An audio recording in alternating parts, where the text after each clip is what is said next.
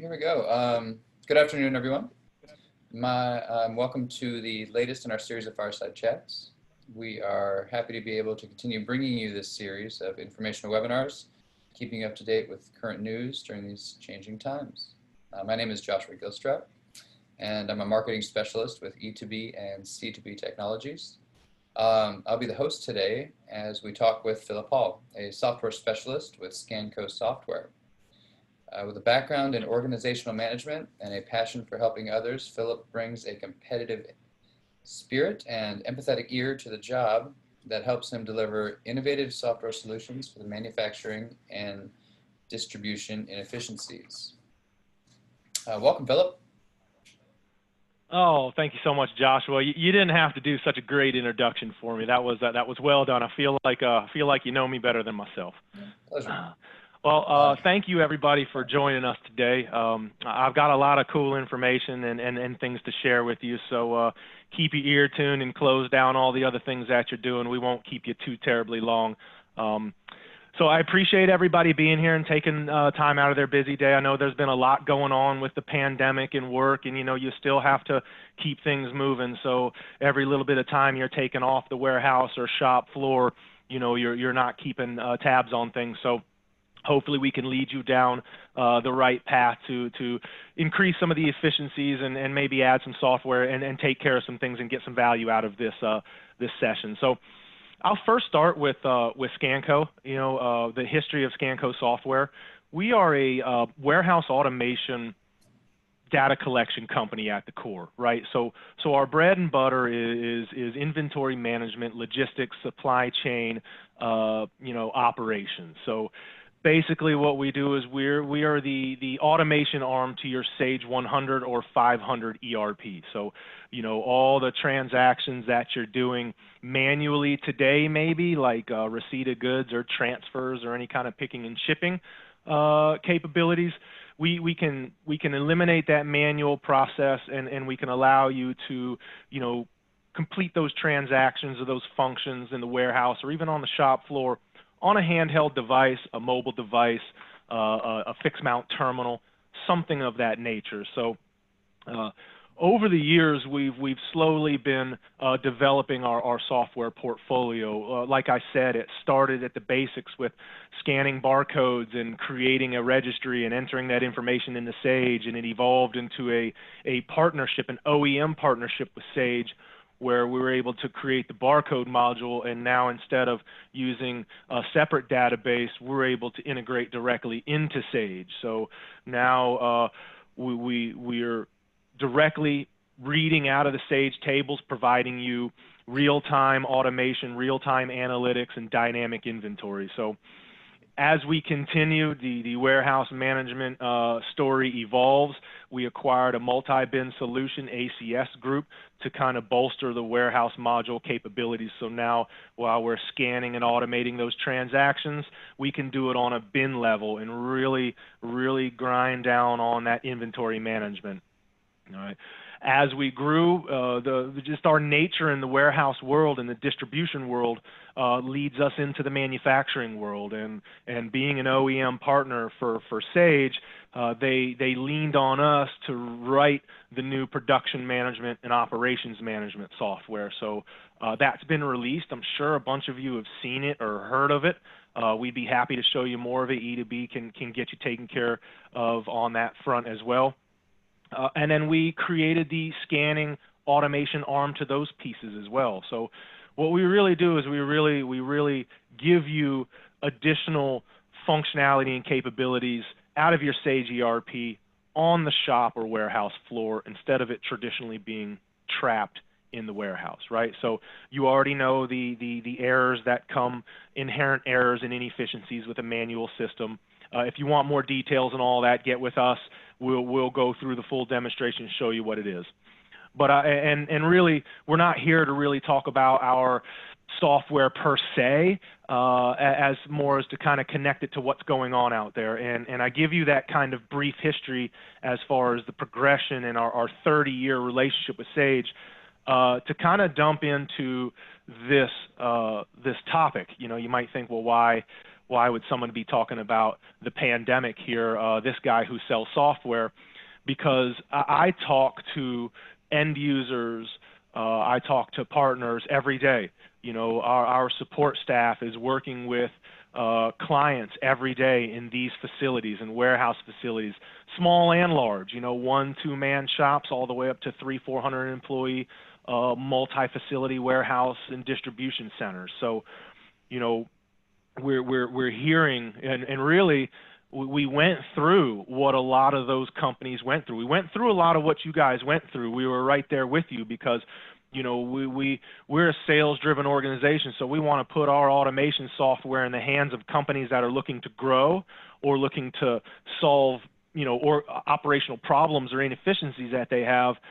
You know, as the market started to dry up and people started to get scared and all the rules back in February and March started to come out, you know, capital expenditure, I'm sure as you know, really went to a zero. So, you know, that hurt a lot of other industries, not just us. But what it gave us an opportunity to do was to have a different kind of conversation with these customers, rather than call them and talk to them about what sort of solution we can get, or how many users, or do you need the advanced shipping, or do you need to track labor. We were having more conversations about, you know, what are your plans for the future? How has this affected you? You know, have you been able to retain your employees and your staff? Have you had to change the way you operate? Have all your processes been changed and looked at, and what does that mean for you, and how can you do that in the future? So the conversations changed, and it was a nice breath of fresh air, because it changed from a kind of a sales customer centric to more of just a kind of putting your finger on the heartbeat and finding out what's going on, and really ended up working with some great companies and deploying some software in a situation where they had either downsized or lost specific staff or had to retool or reorganize their shop floor warehouse. And at that time where they're doing that, they had a perfect opportunity to maybe implement some automation software and take advantage of some of those efficiencies that we can bring. So we've been in a lot of different situations and talked with a lot of different clients and partners about the state of their operation pre-COVID, during COVID, and now I'm not going to say post-COVID, because, you know, we're still kind of on that roller coaster. Every few days you hear a couple more stories of different things that might be happening, or maybe a vaccine on the horizon and all this is gone, but there's still a lot of uncertainty out there. So that's the biggest thing that we've dealt with and that we've seen, is just the raw uncertainty. So there's a lot of things to do with uncertainty, and I'm kind of an old cheesy ball player, and you know, coaches and my father and everybody, mentors, say fortune favors the bold, you know. So even though things are a little tough and things might not be ideal, it might be the right time to get with E2B or Scanco and look at software offerings that we have available to maybe implement some of these to help your business out in areas that it might either be struggling in, or you might just want to, you know, to enhance even further while we're kind of going through this uncertain restructuring, redevelopment time. So with a lot of uncertainty and all that comes a lot of opportunity. So, you know, everybody's in a different position. If you don't know where to start, you know, E2B is a great place to start. And if we're a piece of that puzzle, they're for sure get us in the loop, and we'll get there and taken with you. So, you know, what I've seen the most. Yeah. Oh yeah, no. I just wanted to jump in really quick, actually. Put a couple of those poll questions we discussed out there, just to get a pulse for, you know, who's watching and what they're taking away from the information you've actually given, and they really tie in well with the pandemic. The first one we've got is, have you ever experienced any disruptions in your warehouse operations caused by the pandemic? I would imagine the overwhelming majority would go with the yes on that. Yeah, you know, and I'll talk about this a bit. You know, disruptions come in many forms. You know, disruptions could be something from internally from you.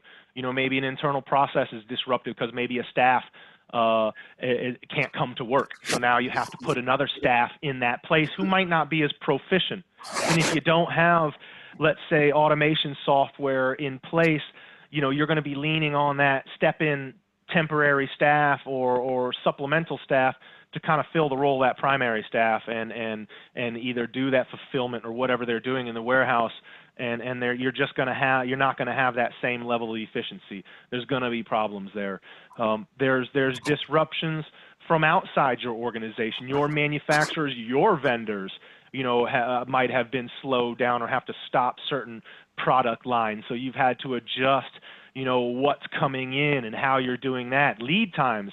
I'll tell you, a big thing we've seen is delivery lead times have increased exponentially. Pre-COVID, you could order just about anything and get it in a day or two, just about whatever it is. We deal in software, but we also sell a lot of hardware to go with it. These scanners we're talking about, we're seeing 4, 5, 6 week lead times for these devices to come out. So, shipping has been disrupted significantly. So if you're a warehouse or a distribution company, you're receiving goods and you're shipping them out typically. So there's no way that anybody really came unscathed. Now, some people were affected a lot more than others. And fortunately, some of the silver lining here, and sometimes it's a thankless job. You get in there and you sell a slick little piece of software and institute some efficiencies, and they like it and they go on. But that's kind of the industry standard now, to have that kind of automation. But really during COVID, we dealt with a lot of our current customers coming back saying, you know what, thank you for being there.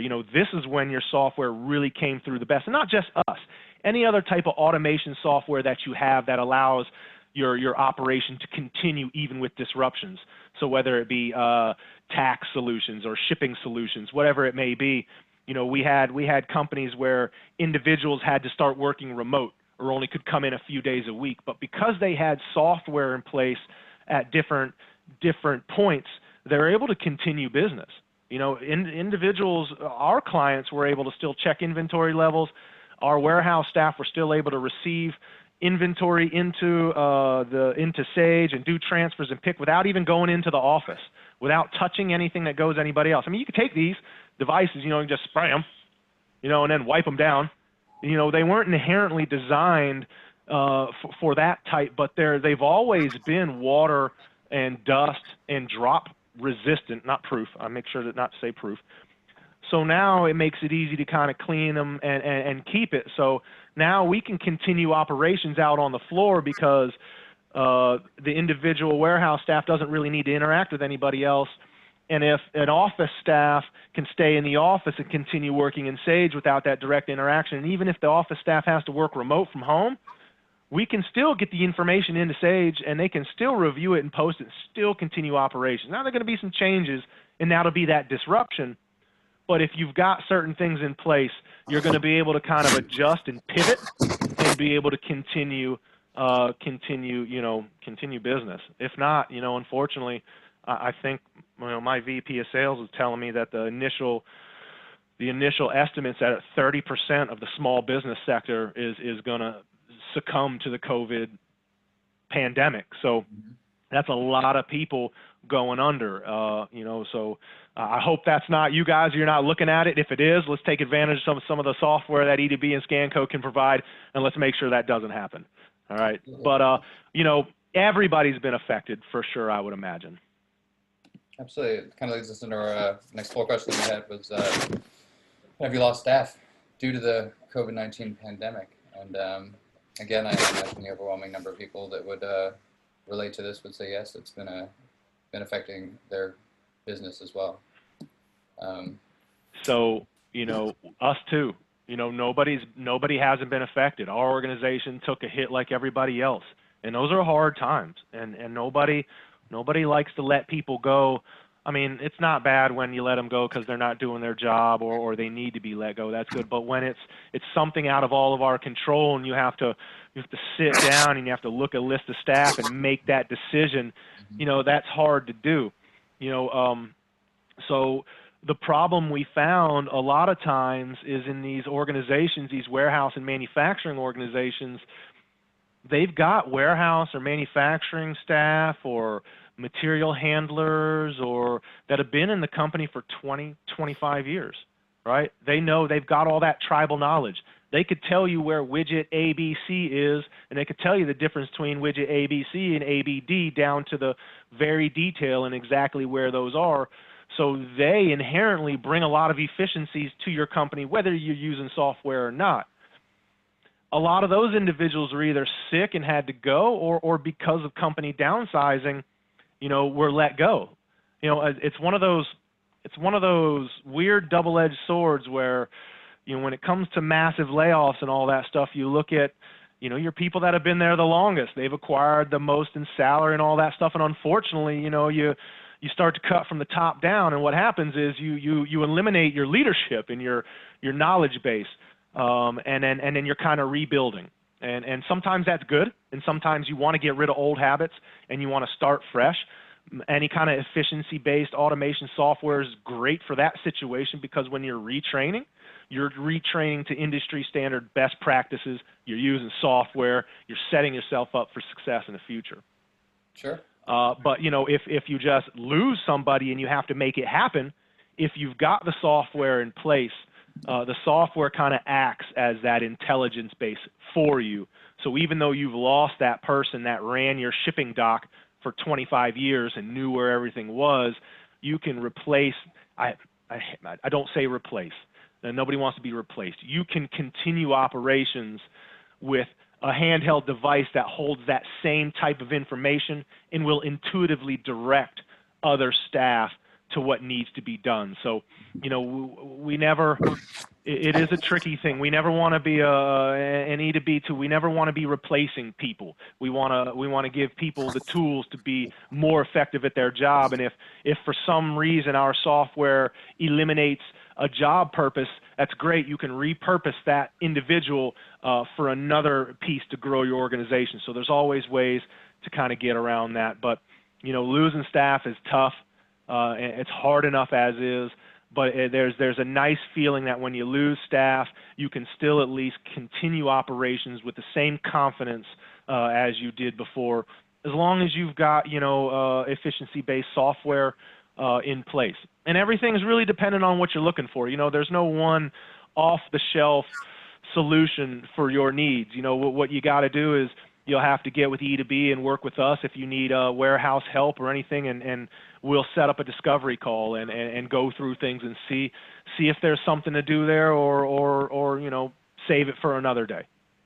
Sure. So that, I guess, will lead me into some of the questions that we had set up for today, which would be, I'll start right off with this one, with how do you know you're getting the most out of your Sage ERP? Like, how does the automation aspect of it, kind of tie into the fact that, the enterprise suite helps you in that regard? Gotcha. So Sage is great accounting software, right? And it was designed to be accounting software. Inherently, out of the box, it's a little weak on the inventory management. It wasn't designed to be specifically a warehouse or a manufacturing ERP. It's more about the accounting, the debits and the credits and the GLs and all that fancy stuff that I try not to get into. So a lot of times when individuals are using that, it's great on the accounting side, but it's kind of clunky and very labor intensive, depending on what you're doing on the inventory side or even the manufacturing side. So, a lot of people that start to, typically small companies they'll use the Sage ERP, they'll use it for accounting. And then, maybe they've got a warehouse guy who created an Excel spreadsheet on a server out, and that's where they keep the inventory, and then they're starting to batch or import that into Sage. So they're starting to use Sage, but there's a lot of problems there, and it comes into a lot of inefficiencies.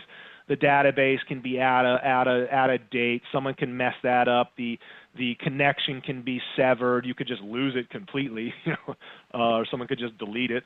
Mm-hmm. So people who start to continue to build their inventory management processes on top of Sage without adding in some efficiency-based software, you start to lose a lot of time. You start to spend a lot of time, checking, double-checking, creating orders, sending it out, waiting for it to come back, reading that information, getting into Sage. So time is money. Not only are we losing time on individual transactions, we don't have time to spare, because, you know, Amazon is out there, you know, trying to put us all out of business. And if you work with Amazon, great, because they're not going anywhere. But if you're competing with them, or you're trying to provide services and products at a rapid pace, not through them, you know, you don't have time to waste. So, you know, if you're experiencing delays of inventory into Sage, or missed picks, or, you know, your physical count is showing crazy variances, you're not getting the most out of your Sage ERP. You can't rely on that inventory. So automating that data entry and validating all that data entry cleans up the information in your in Sage, so you can trust in it. So we follow the methodology of good in, good out. Good information into Sage, good analytics and information out for you. So if you can't trust your Sage ERP, you're not getting enough out of it in regards to your inventory levels. So with regard to that, what data do you need to track? What's that? What data would you need to track? Like, what makes the most sense to you if you had to? Yeah. Okay. So, you know, typically what we're doing is we're tracking inventory levels, right?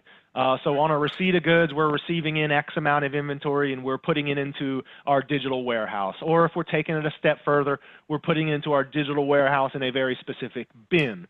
Right. So on top of when we're tracking that information, typically, like we've said, you use a sheet of paper and you write it down, and then you hand it into the office, then the office gets it in. But what you lose in that is real analytics, right? You don't know exactly when that order came in. You don't know who brought that order in, and all these things in between.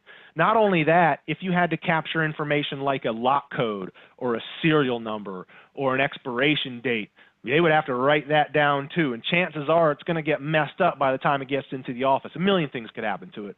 Coffee gets spilled on it, it goes into the wrong basket, who knows? And then when the information is entered, maybe it's entered late, maybe it's entered incorrectly, and already right off the bat, your inventory is off. You're not getting what you need out of Sage. But with a handheld device, you know, we can receive that inventory, the purchase order, pretty much on the screen, you know, and receive it in. And as we're receiving it in, if there's lot codes or expiration dates or serial numbers that we need to attach to that item to bring into our inventory, we do it right there on the handheld device, and we submit that data digitally right into, let's say, receipt of goods entry on the receipt. And then you just kind of review it and post it. So, you know, we're cutting out the transfer of information from what you're bringing in or shipping out. We're cutting out the need to write all that down and get it back into Sage, and we're allowing you to do that right on a handheld device. And that essentially allows you better and more accurate access to your Sage data. Kind of so your inventory is going to be live and dynamic. All your serial numbers or lot codes are going to be attached to the items no matter where you move them. And every time we complete a transaction with our software, we're capturing that time and date, who, what, where, when, why. And all of that stuff feeds directly into Sage, not some other database, directly into Sage. So when you're running your Crystal reports and you're configuring your Crystal reports, you're going to have access to all that additional data. So again, like I said, we just kind of make your Sage ERP stronger on the inventory side. And that would be also inclusive of accessing your work tickets live and in any moment where they may be. You got it. So on the manufacturing front, you know, we can definitely, just like we do real-time data entry for the inventory management module, we can do the same thing for the production management or operations management module. A lot of you might be using old work order or job ops and are familiar with work order scan or JO scan. We do the same thing for production management and operations management. We have Manufacturing 100, which is the scanning arm of those modules. So being able to issue materials out on the shop floor, track labor in real time, change statuses, time card entries, those type of things we can do, again, from maybe a handheld device. Typically on the shop floor, it's maybe a fixed mount terminal with maybe a little scanner, depending on how you're set up. But the idea is the same.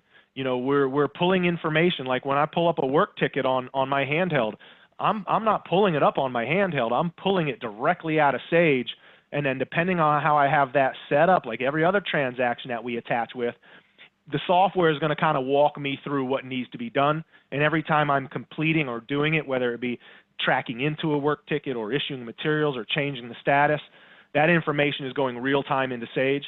And on top of that, we could have it on a dashboard where everything, instead of having going to different areas to capture that information in Sage, we can bring it all in on one dashboard. So maybe a warehouse or a manufacturing manager can just kind of sit back and see everything that's going on in different tabs. So yeah, we automate the shop floor just like we automate the distribution floor as well, and the same inherent benefits, validation of correct items into work tickets or steps, proper step methodology, anything that any Sage rules that you have set up, our software is going to follow, allowing you to efficiently conduct operations. Sure, good. So it sounds like you covered both sides of that field. I think the last kind of open-ended question I would want to ask of is, maybe generalized, how would automation just help grow the business, maybe with regard to the lack of employees or the fewer employees that people have due to the pandemic? Yeah, and so the software is it's like putting a bulletproof vest on a soldier, right? Soldier's good, goes out there, does the job. You put some more body armor on and give him some more tools, just makes it a better soldier. So the automation software, whether it be our distribution software, warehouse, or manufacturing, or anything that E2B can bring to the table to help you with Sage efficiencies, you're just making your employees stronger, more valuable. You're giving them more tools to provide more for your organization. So the one warehouse staff, we've had many times where we come into a program, a company, and they've got 4 individuals picking orders. So they say, well, we need 4 handheld users because we've got 4 people doing it now. So that's what we start with. Everybody gets an order. They get out there. Within a few months, they've got now 2 of those guys. They got them doing something else because they only need 2 people picking orders, because the software has allowed those staff the efficiency to complete and fulfill twice the amount of orders as they had before, when they were walking around looking for everything, or trying to write everything down, or calling the office and saying, hey, I can't find this, where is it at? We cut out so much time and so many errors that you're able to really take a look at your workforce and repurpose them, and put them maybe in positions that are better suited for them. And unfortunately, if there's a situation where there's no position better suited for them, it might be time to part ways. We never want to do that, but those are things you have to look at, make those business decisions. Sometimes it happens. The more you can get, they always say what you're trying to get 10 pounds squeeze 10 pounds into a 5-pound bag. We make that possible. We let you get 10 pounds out of that 5-pound employee because we put automation software in their hands that allows them to be experts without even really being experts. Amazing. Thank you, Philip. I mean, that was some really good stuff actually to pull out of there. And, I was trying to we're making light of making the best of the situation that we're currently in with the pandemic. But you're right. I mean, software efficiencies are the key. We're in the business of that as well. I really wanted to say that I hope this information was helpful to all of you who attended. We look forward to seeing you on our next fireside chat, which, as you can see on the screen there, is on August 25th at 1 p.m. Eastern Time. And that'll be with one of our partners, Lockstep. And if you have anything to close it out with, Philip, I really just want to say I appreciate having you, and it was great chatting with you. No, I appreciate it. And, anybody out there listening, reach out to E2B Technologies and talk to them about what's going on. They're your first line of defense to make sure that they point you in the right direction, and they will get you in front of the right people and make sure you're well taken care of. So I appreciate your time. We love what we do over here. We'll be here for a long time, so hopefully we get to talk to some of you guys here in the future. Absolutely. Thank you so much. You're very welcome. Take care. You too.